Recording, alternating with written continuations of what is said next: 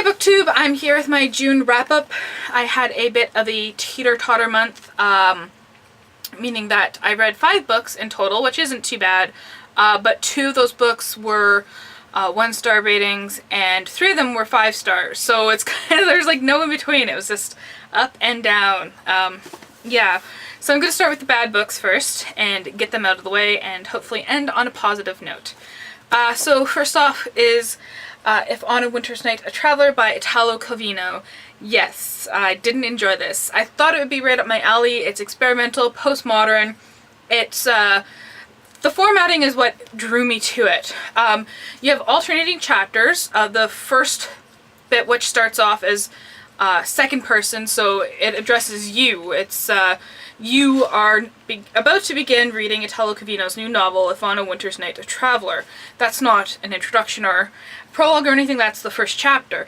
And then the other chapters are the beginnings of 10 novels, the first chapters.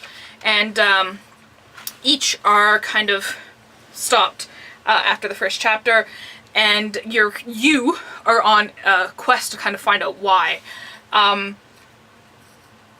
But once you've read the first chapter, as in like the first section that is in second perspective and the first chapter, you kind of get it. There's no point beyond that. It doesn't really evolve. And the beginnings of the 10 novels are incredibly boring. I don't know why you'd want to continue reading any of them. And what really got me was that, having read Cloud Atlas, where he's managed to do all those different sections in different styles, with different voices, different writing styles, and here all the novels had the same writing style. And it was very frustrating. He presented some interesting ideas, which is why I think I gave it 1.5 stars for that, but it's just, don't bother with it. It's gimmicky and pointless. Speaking of pointless, we come to the second book, The Three-Body Problem by Cixin Liu, translated by Ken Liu. I was really excited to read this because I'd never read a piece of Chinese science fiction, so I was like, this is pretty cool to get this. It said, with the scope of Dune and the rousing action of Independence Day. And I was like, yeah, I'll go for that. I don't know who came up with that blurb. It's nowhere near Dune, and the action that does happens at a distance and is not quite as entertaining as Independence Day. It is, the first half of the book is actually really good. We start off learning about the Cultural Revolution and the torture sessions, the public torture sessions, and one particular physicist who was involved in that. And then we have our other character, Wang Miao, who is again another scientist who gets involved in kind of like this international conspiracy of about a bunch of physicists and scientists killing themselves. And it has to center around this video game, which is not really a video game. It's not even really like an interactive movie type thing. It's just kind of, you go in and you watch what happens. And they say, oh, Wang Miao is so smart. And I'm like, what? Why? Like, he doesn't do anything. He stands there and he lets people talk at him. And he tries to argue with them at some points, but I was just like, so incredibly frustrated. And then it got to this section where I'm gonna just spoil it because I don't think you should read it.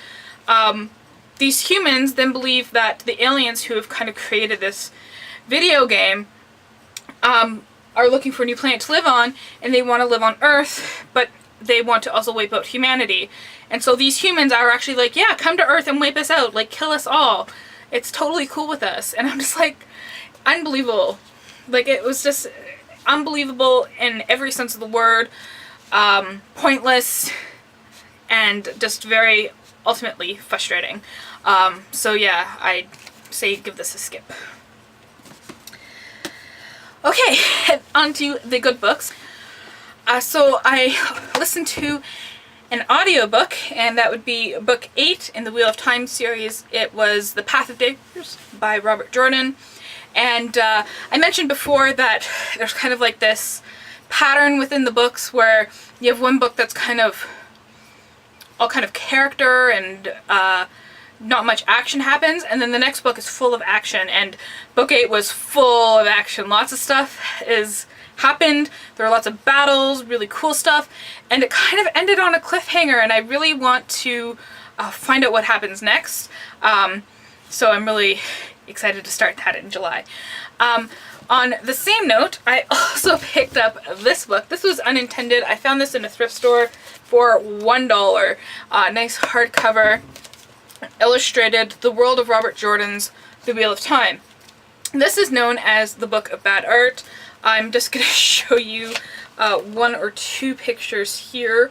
But the history within the book is incredible, and it really changes like some of my thoughts on the actual book, the reading of it. It's fascinating to learn all this history and stuff. I'm just going to show you this one.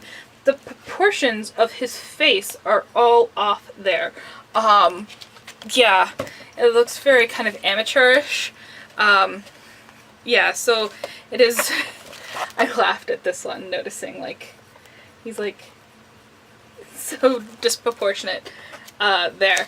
But yeah, it's worth it to pick it up and read the history.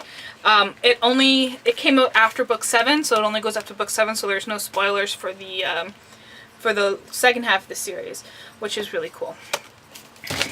And lastly, this would be my favorite book of the month, is Halcyon. It's a Stargate Atlantis novel by James Swallow. I was really surprised. I kind of have this prejudice, I guess, that books based off TV shows and movies are kind of bad.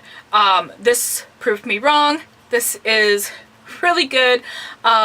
I knew that the characters were going to survive because they survive in the TV show, but I was still like, what if he created an alternate universe and all of a sudden these people are dead? Like, I was so in suspense throughout reading this whole thing. And the world that he created was so fascinating. So fascinating. I'd say you could even pick this up if you weren't a big fan of the show, just because the story and the world that he creates is really good. Really, really good. So yeah, that's my favorite book. Let me know what you read in June and how your month was for reading, and thank you for watching.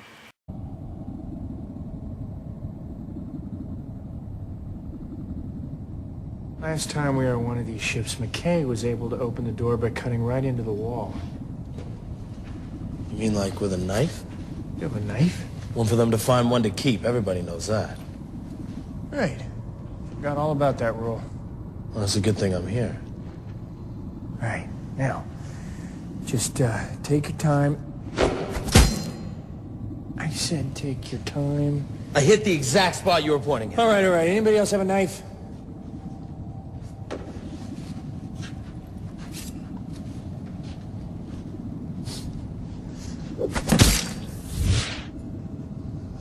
Getting warmer? How many of those things you got? How many you need?